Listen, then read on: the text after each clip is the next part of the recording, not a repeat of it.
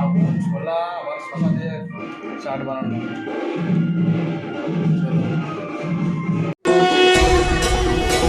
भोले बाबा, तू तो मेरा अपना है ना, तू थोड़ी मुझे छोड़ के जाएगा।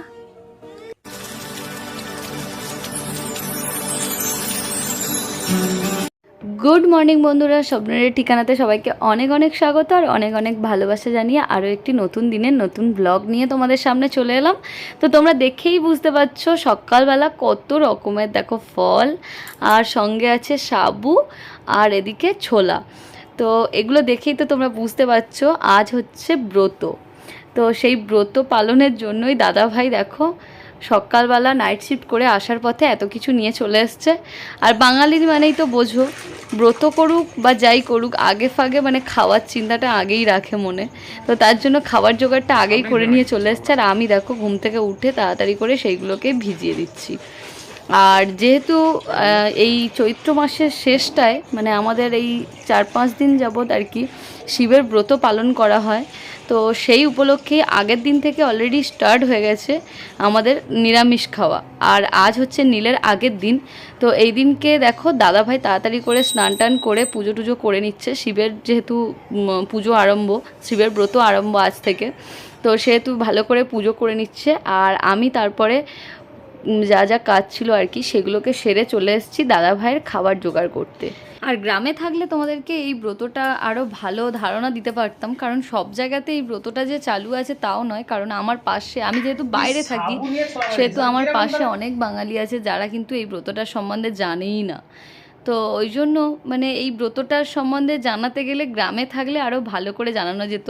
এই আজকের দিনে মানে সকালবেলাতে সবাই নতুন বস্ত্র পরে ব্রাহ্মণের কাছে যায় এবং এক ধরনের সুতোর উত্তরী আর কি গলায় ধারণ করে।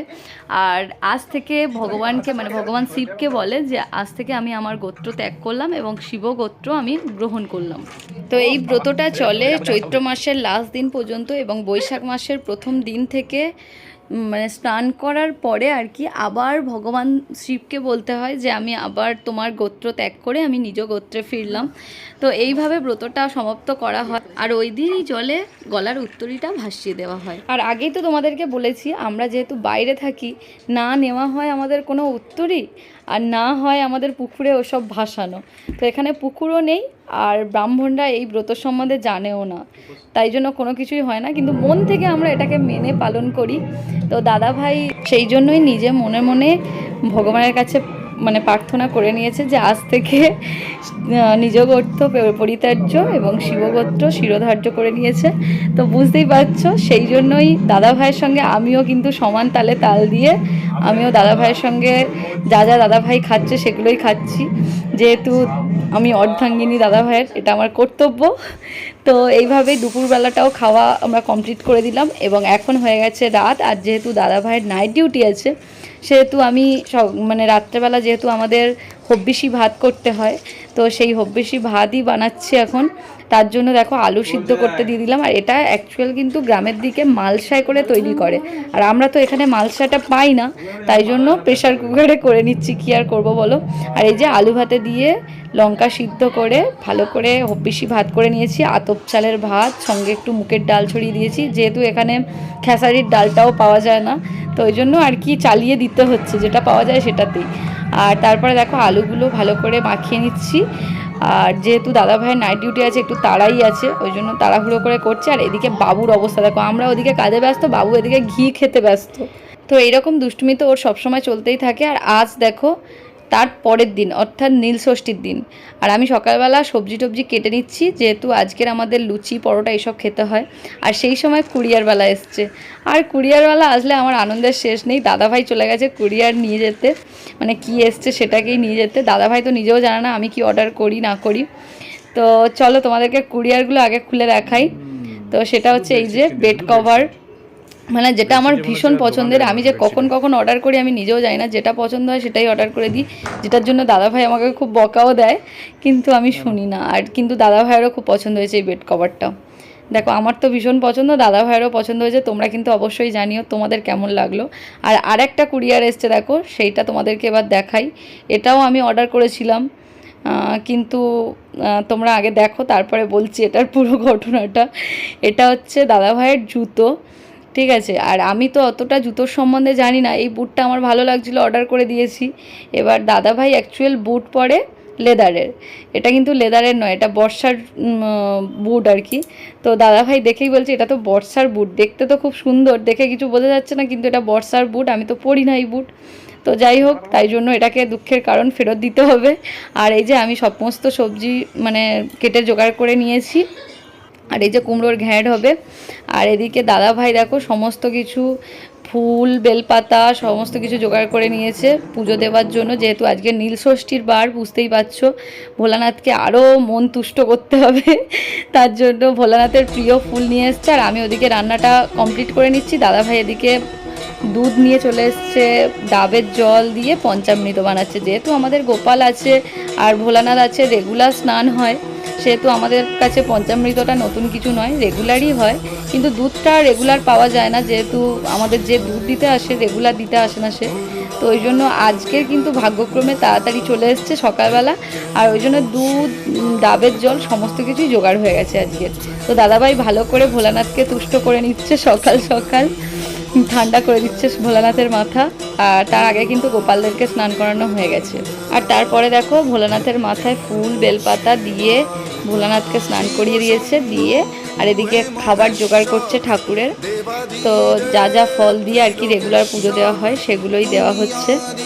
আর এই যে গোপালকে খাইয়ে দিচ্ছে, আমার ছোট্ট পুচকে গোপাল, খাইয়ে দিয়ে আরতিটাও সেরে নিল দাদাভাই। আর সব শেষে যেটা আজকের দিনের মেন উপকরণ, সেটা হচ্ছে আজকের দিনে বলে এটা নীলের বাতি দিতে হয়, তো সেই উপলক্ষে দেখো ঘিয়ের প্রদীপ সঙ্গে একটা মোমবাতিও দাদাভাই জ্বেলে দিল। আর এদিকে দেখো আমার রান্নাও অনেকটা এগিয়ে গেছে, ঘুগনিটা এই যে সেদ্ধ হয়ে গেছে, শুধু এটাকে ভালো করে নিতে হবে। আর কুমড়ো তো আগেই করে নিয়েছিলাম আমি। তো আমার দেখো ঘুগনি আর ওদিকে আমার কুমড়োর তরকারি একদম রেডি। আর এদিকে আমি চলে এসেছি এখন ময়দাটা মাখতে, লুচি হবে তার জন্য। লুচি পরোটা ভাবছি দুরকমই করব মিশিয়ে, পরোটাও যেহেতু দাদাভাই পছন্দ করে তার জন্য। আর বাবু এখন যাবে স্নানে, আর বাবু যেহেতু আমাদের সঙ্গে লুচি পরোটা খেয়ে থাকতে পারবে না, তাই ওর জন্য কিন্তু আলাদা করে আমি ভাত করে নিয়েছি ওর জন্য। আর এখন দেখো আমি সিঁদুর পরে নিচ্ছি, যেহেতু একটু ভোলানাথের মাথায় আমিও একটু দুধ গঙ্গা জল ঢালবো, তাই জন্য দেখো ফুল বেলপাতা দিয়ে দিচ্ছি ভোলানাথের মাথায়, তারপরে একটু পঞ্চামৃত দিয়ে এবার নীলের বাতিটা জ্বালাবো। কি ঠিক সেই মুহূর্তে দেখো বাবু এসে জেদ করছে যে আমিও ভোলানাথের মাথায় পঞ্চামৃত দেবো। তো যার জন্য ওকে নিয়ে একটুখানি পঞ্চামৃত দিয়ে দিলাম ভোলানাথের মাথায়। আর তারপরে দেখো একটু প্রদীপ নিয়ে আমিও একটু আরতি করে নিচ্ছি, কর্পূর দিয়ে ঘি দিয়ে প্রদীপ জেলে আরতি করে নিচ্ছি। আর শেষে বাতিটাও জ্বালিয়ে দিলাম। তো আমারও নীলষষ্ঠীর ব্রত পূর্ণ হলো। আর তারপরে চলে গিয়েছিলাম লুচি করতে, তো গিয়ে দেখি এই অবস্থা, মানে দাদাভাইকেও সরিয়ে দিয়ে বাবু এখন বেলছে লুচি, বুঝতে পারছো? মানে দুদিন পরে মনে হয় আমাদের আর কোনো কাজই করতে হবে না, ওই সমস্ত কাজ আমাদের করে দেবে। তো এত কাজে জড়ায় কি বলবো, মানে যে কাজ মনে হয় 5 মিনিটে হয়ে যাবে সেই কাজ 1 ঘন্টা লাগিয়ে দেয়, এত জড়ায়। ওর নিজস্ব কোনো কাজ নেই, সমস্ত আমাদের কাজেই ওর জড়ানো, চাই। তো তারপরে দেখো আমি লুচিগুলো ভেজে নিচ্ছি। আর লুচিগুলো কিন্তু দারুণ ফুলেছিল, এত সুন্দর, যেহেতু আমি মাখিয়ে রেখে দিয়ে চলে গিয়েছিলাম সেহেতু দারুণ ফুলেছিল লুচিগুলো। তো দাদাভাই কিছুটা ভেজে নিয়েছিল আর আমি তারপরে কিছুটা ভাজছিলাম। আর যেহেতু কড়াতে তেল ছিল আর অল্প করে তেল দেওয়ার মতো মানে অবস্থায় ছিলাম না, ওই বেশি তেলেই আর কি পরোটাগুলো ভেজে নিয়েছিলাম। তো দাদাভাই তো পরোটা খেতে ভীষণ পছন্দ করে, ওর লুচির চেয়ে পরোটা বেশি পছন্দ। আর এই দেখো প্রত্যেকটা লুচি ফুলেছে, প্রত্যেকটা লুচি। আর লুচি ফুললে মন এমনিতেই ফুরফুরে হয়ে যায়, মানে এত ভালো লাগে কি বলবো। আর আমাদের এই যে মেনু আজকের কুমড়োর ঘন্ট আর সঙ্গে গরমা গরম ঘুগনি। আর আমার অবস্থা দেখো, রান্নাবান্না করে এসে ঘুমিয়ে পড়েছিলাম, তো দাদাভাই টেনে তুলে আমাকে খাওয়াচ্ছে, তো কি বিরক্তিকর ব্যাপার। এই সিচুয়েশানটা এত বাজে লাগে, ওকে বললাম আমি খাবো না, তুমি এখন খেয়ে নাও, আমি পরে খাবো, বললো না খেতে হবে আমার সঙ্গে। তো আমার মাথা গরম হয়ে যাচ্ছিলো, তার মধ্যেও দাদাভাইকে খাইয়ে দিচ্ছি, নিজেও খাচ্ছি। তো আজকের ব্লগটা তোমাদের কেমন লাগলো অবশ্যই তোমরা জানিও। আর আমাদের ব্লগ যদি তোমাদের ভালো লাগে অবশ্যই তোমরা লাইক কমেন্ট শেয়ার করে দিও, আর নতুন বন্ধু হলে সাবস্ক্রাইব তো অবশ্যই করে দিও। তো আজকের মতো এখানেই শেষ করছি ভিডিওটা, টাটা বাই বাই।